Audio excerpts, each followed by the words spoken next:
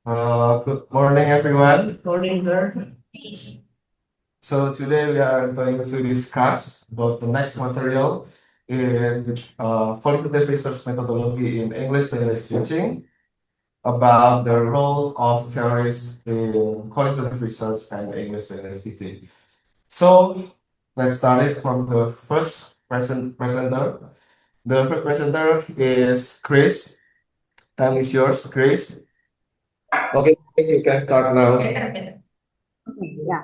So, in the broader sense, a theory is a set of theoretical ideas, principles, or abstract concepts used to describe and explain aspect of the world, whether in a scientific, philosophical, or other context. So, yeah, theory is a relative idea, principles to explain the aspect of the world, um, whether it is in the scientific or philosophical or other contexts.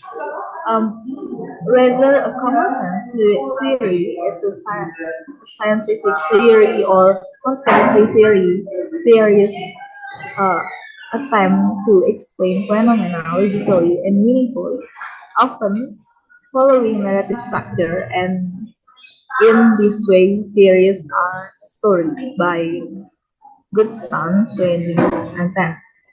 So it is logically and meaningful to a scientific theory, conspiracy theory that explains something in the world. And okay, next. Okay. According to Lincoln and Guba in 1994, why is theory essential? Because without theory, research is merely just a story.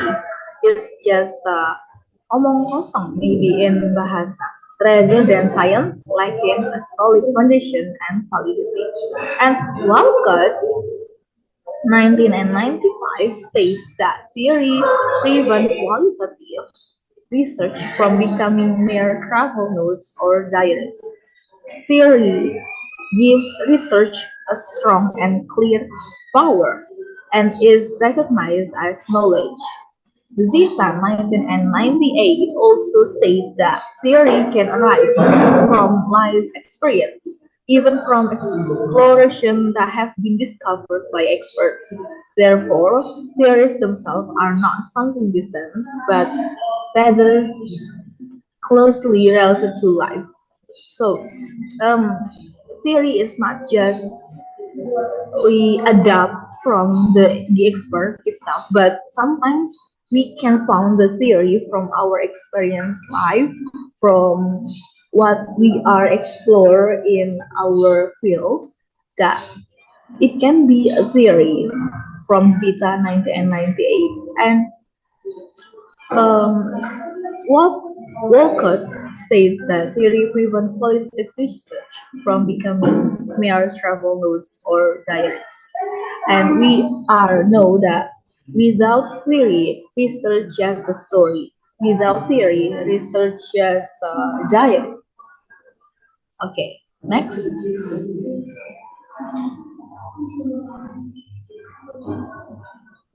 Okay. What if the theory is not applied in research?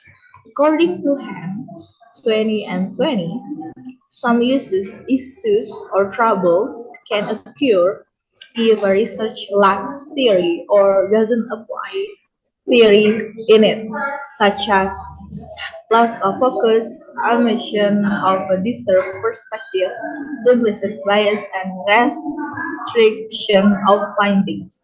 So, if there are research that lack of the theory, there will be loss of focus. There will be omission of deserved perspective. There will be implicit bias, and there will be restriction of findings. Next, shapes research design. Theory guides the research process. According to Collins, 20 and 18, theory can support the researcher in refining study objective, developing research question, identifying some probable threats to the research validity, and showing the relevance of the research. In qualitative research, theories have a role as a dynamic agent with strong subjectivity or adopt a pragmatic di- dialogic attitude. So, in qualitative research, theories have a role as a dynamic agent. So, theories are not static and is a strong statement to support the research. Next,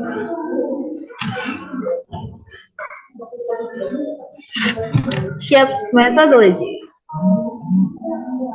Underlying theories help researchers choose appropriate methods.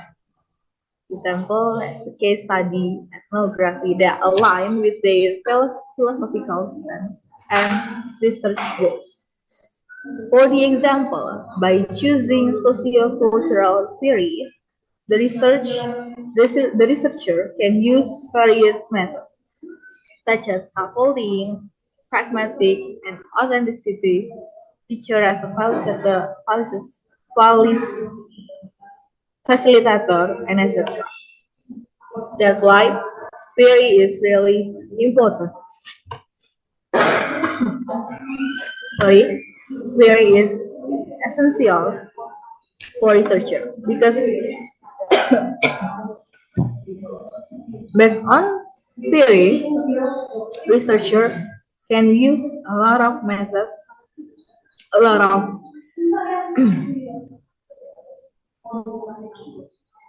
a lot of a lot of what is it called? A lot of method, a lot of way to find out the result of their research. Okay, next.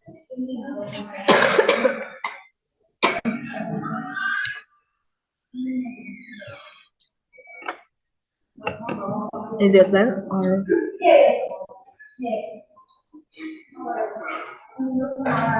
provides a framework for analysis?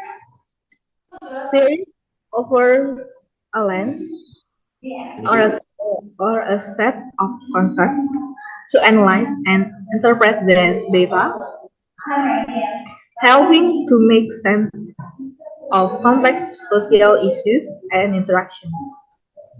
Because according to Walker, 1995, theoretical frameworks serve five practical benefits such as provide confidence levels, broaden perspective for modest institute studies, connect to larger bodies of data, offer critical perspective, enable,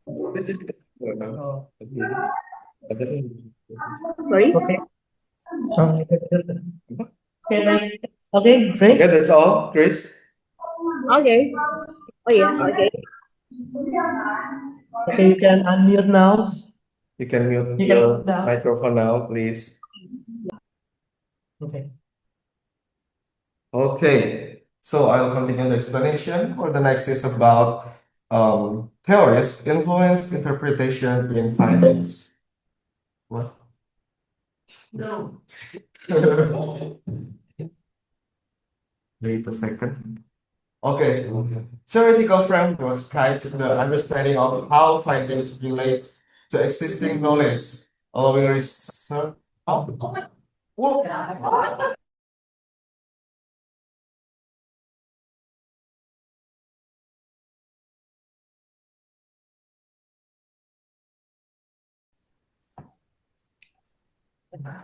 Yang bisa mendengar suara aku. yang di Zoom bisa dengar suara saya? Aman? Aman. Oke. Okay, so let's continue the elaboration of the material. For the next is about theories influence interpretation of findings. So theoretical frameworks guide the understanding of how findings relate to existing knowledge, allowing researchers to place their study within a broader context.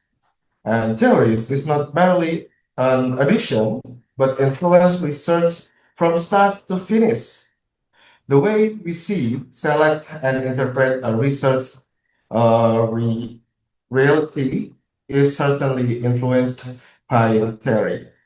This includes formulating questions, collecting data, and interpreting the results.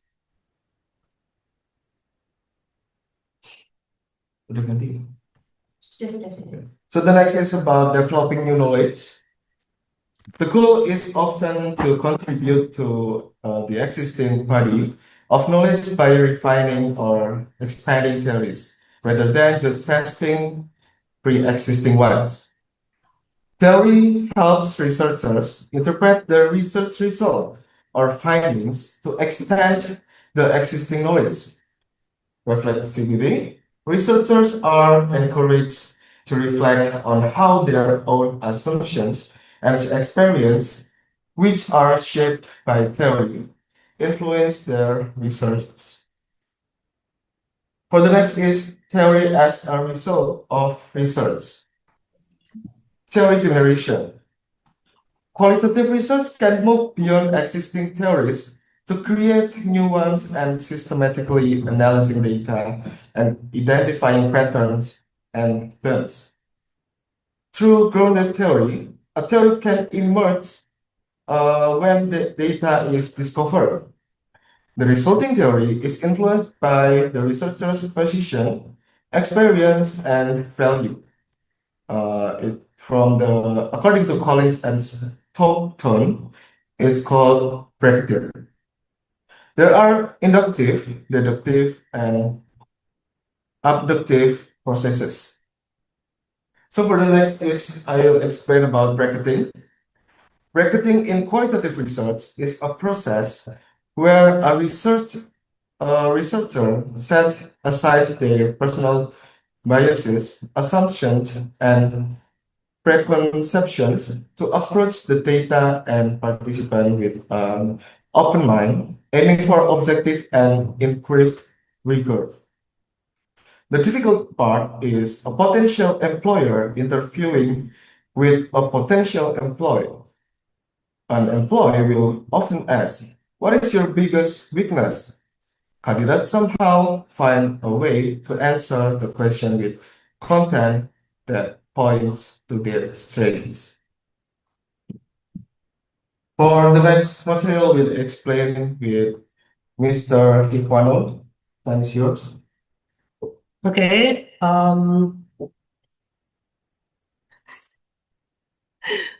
For the next slides, I will explain about dynamic relationship with data. From data to theory or the inductive approach, the researcher can begin with little to no theory and allow concepts and explanation to emerge directly from the data.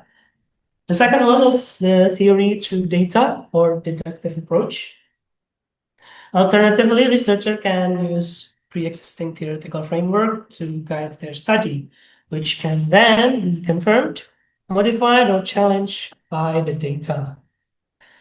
And the last one is the most plausible explanation or the deductive approach, a form of logical inference that involves identifying the simplest and most likely explanation for a given set of observation and or an unexpected phenomenon. Let's do a little bit of rational thinking about deductive, inductive, and deductive approach.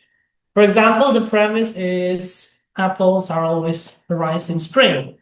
The second premise is I have an apple farm. So the conclusion for these premises is my apples will ripen in spring. For the inductive approach, the premise, let's say the May 4th, 2024, the sun rose from the east. May 5th, 2024, the sun rose from the east. and the conclusion after we track for 1 year. Therefore, tomorrow the sun will rise from the east.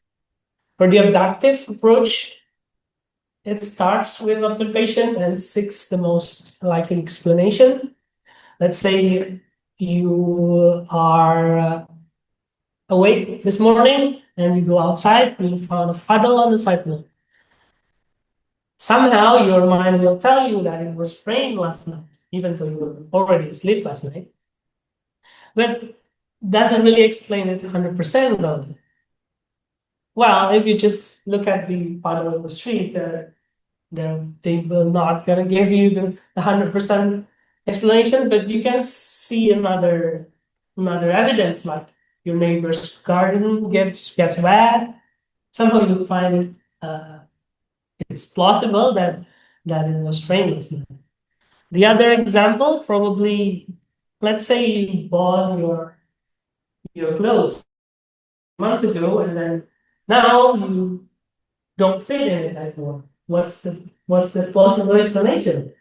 Yeah, that's the abductive approach. Of course, all of these are proven 100%, but nationally accepted. This from Creswell.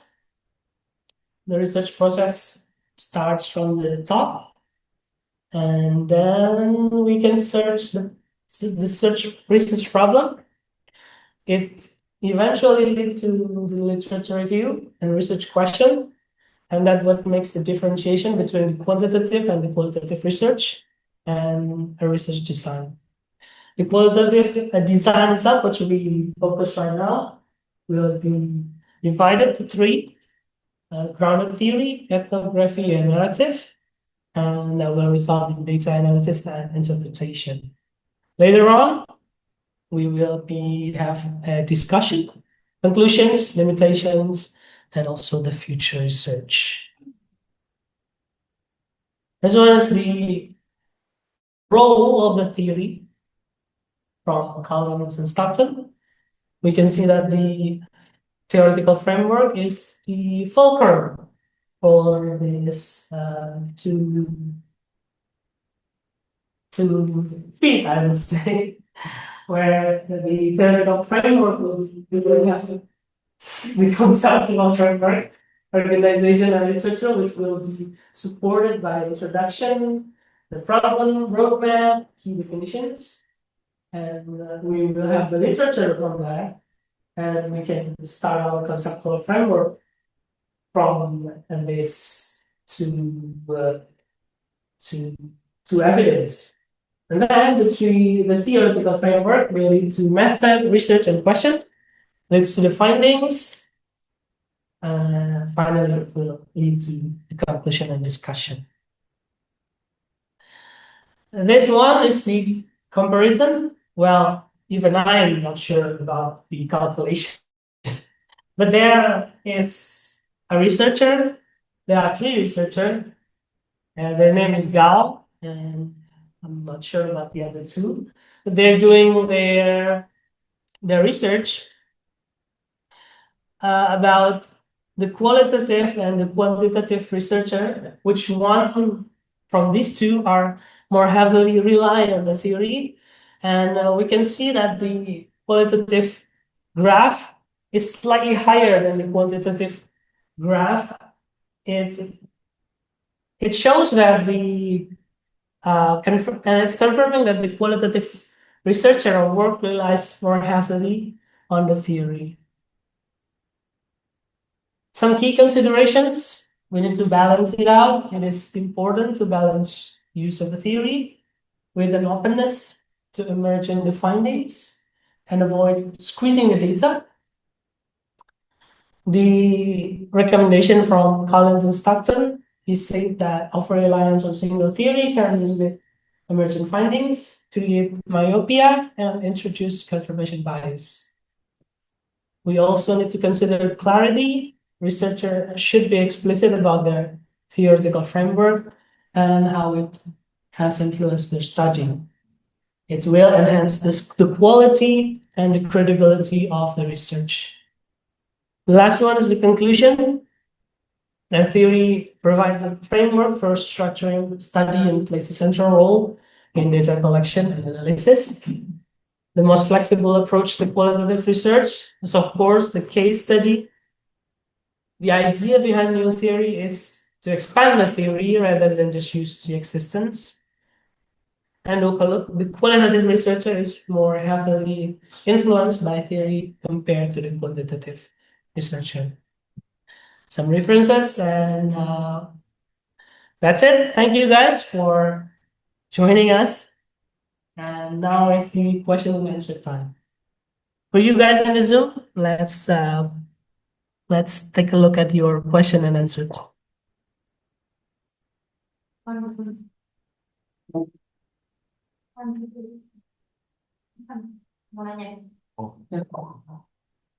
Okay, there are two Questionnaire. questionnaire. Okay, the first questioner, please, Mas Gading. Oh, well, thank you for the opportunity and thank you for your enlightening presentation. Well, I still have a question about the grounded theory. My question will be,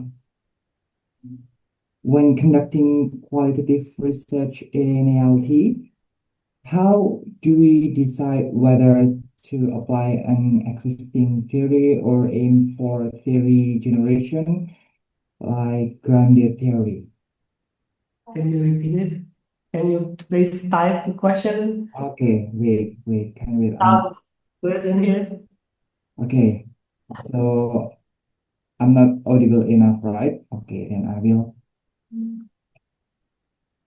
type the question to the chat box. That's my question. Thank you.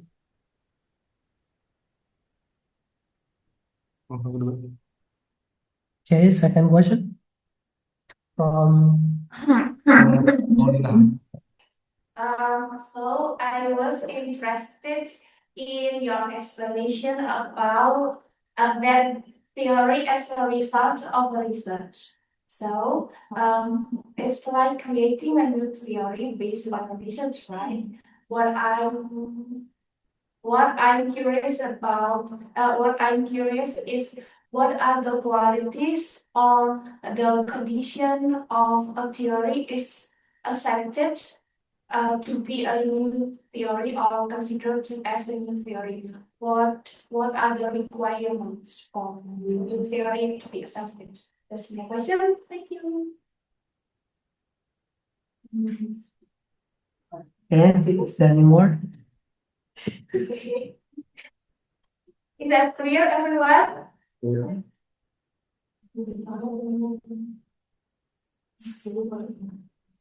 Or do you want me to type my question? Yeah. Yes, Mbak. All right.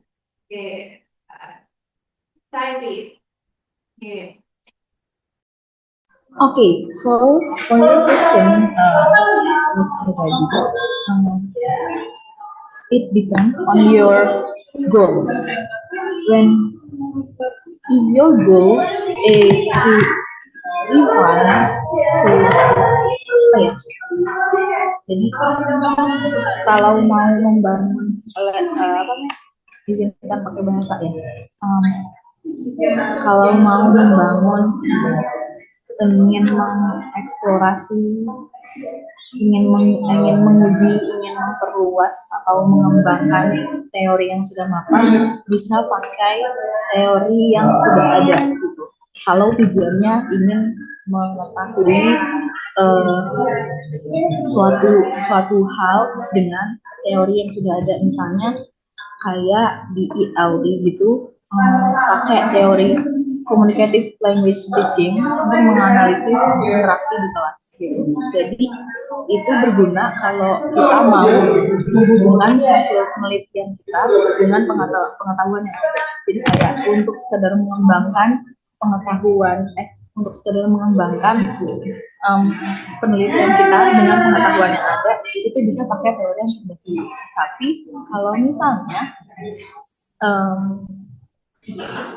tujuannya itu untuk mengeksplorasi hal yang baru atau dikira atau dipikirkan itu teori yang ada kurang relevan atau kurang masuk dengan konteks, kurang relevan dengan konteks, bisa menemukan atau bisa mengembangkan teori yang baru berdasarkan hasil data yang ada kayak gitu. Kalau emang tujuannya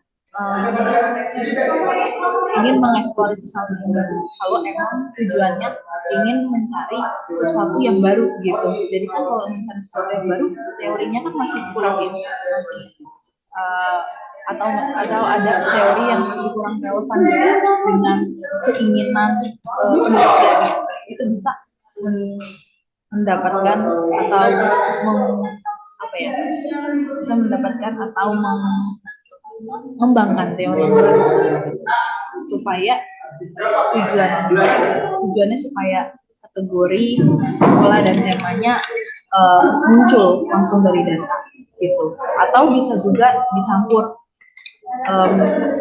you doing your research but tetap terbuka dengan melakukan penelitiannya, tapi bisa juga tetap menemukan teori yang baru. Jadi mungkin bisa mulai dari teori, tetapi juga tetap terbuka untuk temuan yang baru yang mungkin menantang teori tersebut gitu. Jadi tetap terbuka dan tetap memulai dari teori, tapi ternyata ketemu nih teori yang baru yang lebih relevan nih dari penelitian kita. Bisa seperti itu juga gitu kan. Apakah menjawab Kak Gading? Yeah, thank you for your answer. Actually, your answer be unclear, but I still get your point. Thank you. Thank you. Yeah, thank you. Okay, for the second question from Mrs. Molina about the condition for the new theory to be accepted. In this case, we think that the theory should be supported first by strong evidence. It's not an easy task, of course, like Vygotsky when he announced the social cultural theory.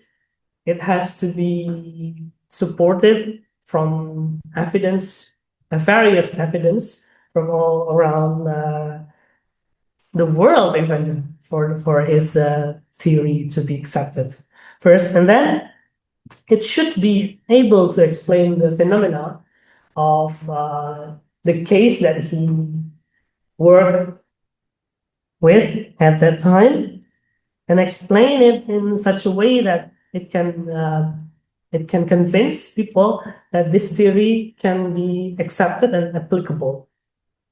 Next is the theory also should be testable. It should be able to be measured at some point. And then the other thing, the last part for a theory to be able to be accepted is, of course, the acceptance from the community itself. Like, we are from such an educational background, so the theory should be accepted, tested, and then it will be able to recognize as a new theory. Okay. Do you need to be a very reputable researcher for your new theory to be able to be accepted by others?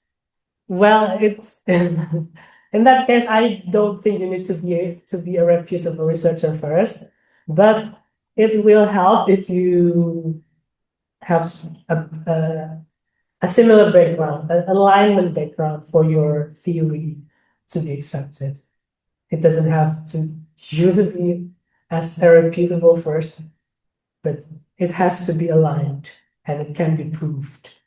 Maybe Nathan will add something. I think I'll add some my comment about Mas Gading questions. Okay. That's probably the suaranya Grace mungkin di sini kurang jelas ya tadi ya. So I will add some information about it or probably repeating the answer. So, but the question is, when conducting qualitative research in ELT, how do we decide whether to apply an existing theory or aim for theory generation or grounded theory? So it's based on the research gap and the research objective. Um, if our research want to explain about phenomenon about a phenomenon, and there are some framework and what is it theories that relevant, we can apply the existing theory for explaining the phenomenon of our research. But if the objective of our research is to create or develop new theory or grounded theory, yeah, we can use grounded theory. And mungkin if there are few theory that relevant, we can also use the ground theory. Misal kayak teorinya nggak banyak tentang yang menjelaskan fenomena ini. Mungkin kita bisa apa ya, develop a new theory seperti itu. Karena apa? Karena existing teorinya kurang lengkap. Mungkin kita bisa menambahkan argumen kita di sana menjadi sebuah teori baru yang tentunya juga ini berkaitan juga dengan pertanyaan saya tadi ya, yang apakah teori baru itu bisa diterima atau tidak. Itu nanti juga opini kita atau argumen kita, teori yang kita kembangkan itu juga harus memiliki apa ya tadi ya, yang dijelaskan oleh Strong Pras, evidence, ya. Strong harus ada evidence, strong evidence, kemudian juga acceptance dari community. acceptance dari community juga, jadi saling berkaitan seperti itu. Mungkin ada opini lain, any opinion? You want to add something, Mrs. Molina or others? Yeah, in the past time, like I'm recalling the past time, like there are some scientists that uh, invent things, but at that time there's no social media, there's no like doing a conference wasn't easy as now. Yeah. So maybe for now, for our new theory, it would be accepted by people. It's easier than in the past time. But I'm curious what did those scientists do for their inventions and their theory to be recognized by the people. Yeah, if we go back to the past and we try to recognize what happened in the past, because that's not going to be easy. Recently, I know a name of someone named Roger Penrose. If you want to search for him, go for it. He's basically a mathematician. Still, he's now like 94 years old. But back in the 50s and 60s, his theory wasn't accepted by his professor at the time. But later on, after research has been conducted, they can prove that what Roger Penrose said is true. And probably this is the difficult part of being a researcher in this case, and if you put it in that situation.